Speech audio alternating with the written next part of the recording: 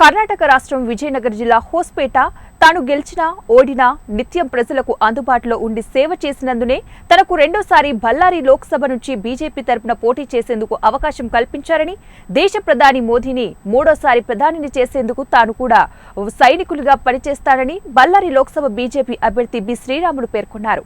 ఆయన శుక్రవారం నగరంలోని ప్రెస్ క్లబ్లో విలేకరుల సమావేశంలో మాట్లాడారు. ఈసారి ఎన్నికల్లో మోదీని మళ్లీ ప్రధానిని చేయడానికి దేశ ప్రజలు సిద్ధంగా ఉన్నారన్నారు. ఎన్డీఏ కూటమికి 400కు పైగా సీట్లు వస్తాయన్నారు. స్వతంత్రంగా బీజేపీ 380 సీట్లు గెలుచుకుంటుందనే నమ్మకముందన్నారు. బళ్ళారి నుంచి తాను గెలుస్తానని ధీమా వ్యక్తం చేశారు.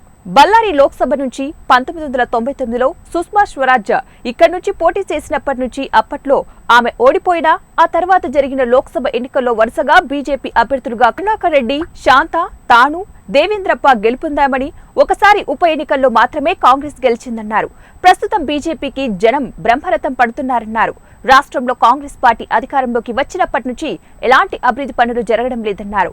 దేశంలో మోదీ చేపట్టిన అభివృద్ధి పనులు, దేశ భద్రత, రక్షణ తదితర మహత్కార్యాలే బీజేపీ విజయానికి సోపానాలవుతాయన్నారు.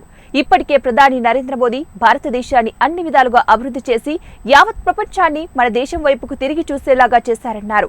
రానున్న రోజుల్లో భారతదేశాన్ని అమెరికాను మించేలా అభివృద్ధి చేసి చూపిస్తారన్నారు.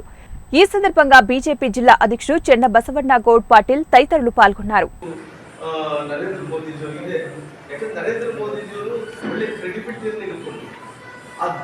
ನಮ್ಮ ದೇಶವನ್ನು ಯಾವ ರೀತಿ ಮುಂದಕ್ಕೆ ತಗೊಂಡು ಹೋಗುವಂತ ಕಾರಣದಿಂದ ಇವತ್ತು 24 ತಾಸು ಕೆಲಸ ಮಾಡುವಂತ ಒಬ್ಬ ನಾಯಕ, ಸಮರ್ಥ ನಾಯಕ ನಮಗೆ ದೇಶ ಸಲುವಾಗಿದ್ದಾನೆ.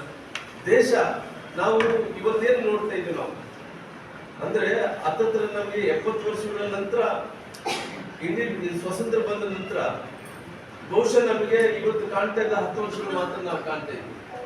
ಈ 10 ವರ್ಷಗಳಲ್ಲಿ ನಾವು ಇಷ್ಟೊಂದು ಅಭಿವೃದ್ಧಿ ಕಾಣುವಂತ ಟೈಮಲ್ಲಿ ಇನ್ನೊಂದು 10 ವರ್ಷಗಳ ಕಾಲ ನಾವು ನೋಡಿದ್ರೆ ಭಾರತ ಅಮೆರಿಕದ ರಾಷ್ಟ್ರವನ್ನು ಕೂಡ ಮೀರಿ ಬೆಳಿಬಹುದು ಅನ್ನಂತ ಜನರಿಗೆ ಒಂದು ವಿಶ್ವಾಸ ಇರೋ ಕಾರಣ ಇಂಥ 100 ರಾಹುಲ್ ಗಾಂಧಿ ಅಂತ ವ್ಯಕ್ತಿಗಳು ಬಂದ್ರೆ ಕೂಡ ಎಷ್ಟೇ ಗ್ಯಾರಂಟಿಗಳು ಕೊಟ್ಟರೆ ಕೂಡ ಬಹುಶಃ ನರೇಂದ್ರ ಮೋದಿಜಿಯವರ ಶಕ್ತಿ ಮುಂದೆ ಅವರು ನಿಲ್ಲಲ್ಲ ಅಂತೇಳಿ ನಾನು ತಿಳ್ಕೊಂಡಿದ್ದೀನಿ. ಅದಕ್ಕೋಸ್ಕರವಾಗಿ ನರೇಂದ್ರ ಮೋದಿಜಿಯವರು ಅನೇಕ ಜನಪರವಾದಂತಹ ಕೆಲಸಗಳ ಜೊತೆಗೆ ಜನಪರ